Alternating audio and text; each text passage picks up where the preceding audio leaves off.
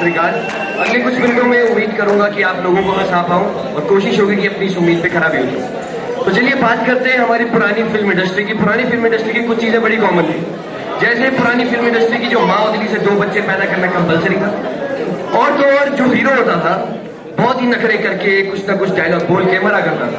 तो अलग अलग हीरो किस तरीके से मरा करते थे आपके सामने पेश करने जा रहा हूँ। सबसे पहले राजकुमार जी। राजकुमार जी क्या करते थे, जख्मी हालत में गोलियां लगी हुई है, विलेन का अड्डा नेस्तो नाबूद किया। जख्मी हालत में गाड़ी स्टार्ट की अड्डे के पास से और गाड़ी रोकी अपने बंगले के बाहर। बंगले के बाहर जाते ही सीधे डायलॉग शुरू, राधा राधा में आ गया, राधा राधा में आ गया। राधा बेचारी ऊपर से ये क्या हो गया,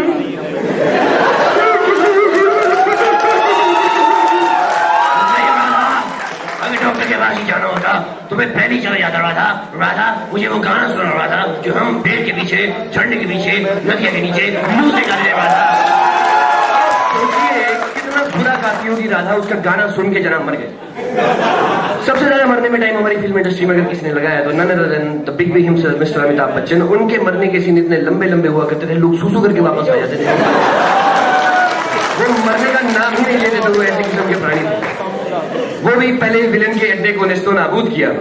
जख्मी हालत में गोलियां लगी हुई हैं, लेकिन ये भी डिस्पेंसरी नहीं जाएंगे, हॉस्पिटल नहीं जाएंगे, ये जाएंगे मंदिर। मंदिर में बैठी है माँ, सफेद व्हाइट चकाचक साड़ी में माँ। पूरी फिल्म में माँ गरीब दिखाते हैं। इस शॉट के लिए माँ ने स्पेशल अपनी साड़ी सिलवा के रखी हुई।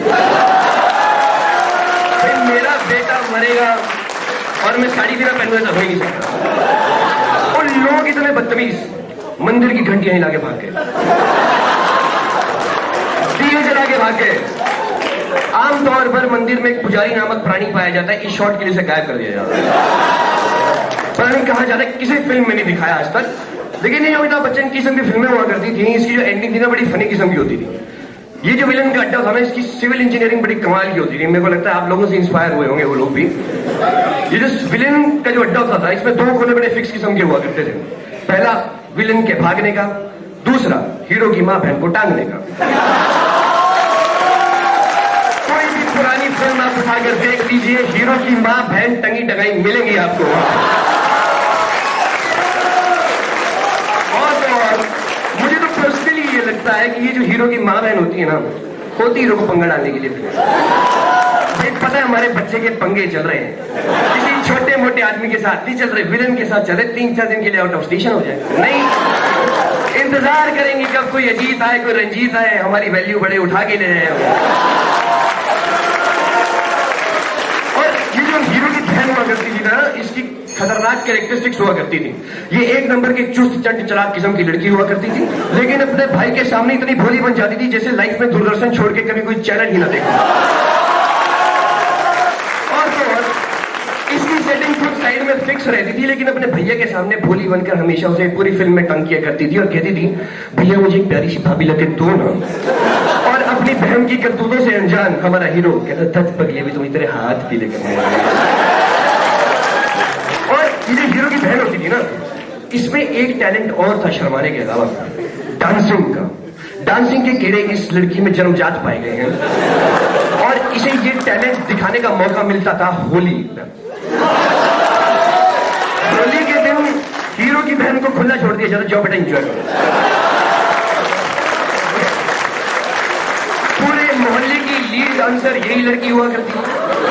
पूरे मोहल्ले की लड़कियों के स्टेप कोरियोग्राफ करने की जिम्मेदारी इसी लड़की पे होती है।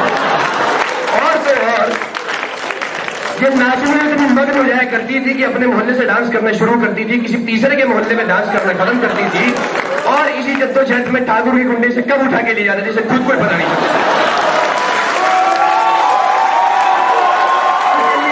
समय कम वापस आते हैं सीन पे। अमिताभ बच्चन जख्मी हालत में गोलियां लगी हुई हैं, मां की गोद में किस तरीके से मरा करते थे। डायलॉग पूरे आए नहीं यार, लास्ट डायलॉग है, बोल लो मेरी पेमेंट हो, तेरी वजह से मेरी पेमेंट हो गई है। बहुत चुप कर डायलॉग पर। पैसे लेके आज तक तेरा बेटा तेरे मुंह से एक ही बात सुनना चाहता था मैं, एक बार अपने बेटा को उल्लाह करके बुला दे वापस एक बार। सो सिंपल यार, मुन्ना